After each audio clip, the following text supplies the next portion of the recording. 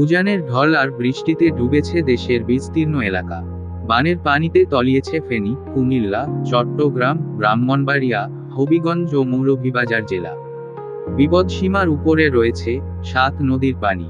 ফেনীর মুহুরী, কহুয়া ও সিলোনিয়া নদীরক্ষা বাঁধের 30টি পয়েন্ট ধসে গেছে। প্রতিবেশী দেশের উজানের ঢল আছড়ে পড়ছে বাংলাদেশে। স্রোতের তোড়ে বাঁধ ভেঙে ভাসছে গ্রামের পর গ্রাম।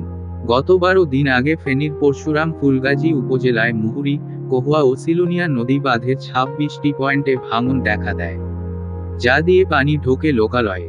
কদিন না যেতেই একই বাঁধের ফের 4টি অংশ ভেঙে পড়েছে। এতে তলিয়ে গেছে 2 উপজেলার 80টি গ্রাম। দেশের এমন পরিস্থিতিতে বসে থাকতে পারেননি বাংলাদেশ জাতীয় দলের ক্রিকেটার রুবেল হোসাইন। এবার নিজের সোশ্যাল মিডিয়ায় বাংলাদেশে এত পানি কোথা থেকে এলো তা জানতে চেয়ে পোস্ট দিয়েছেন তিনি।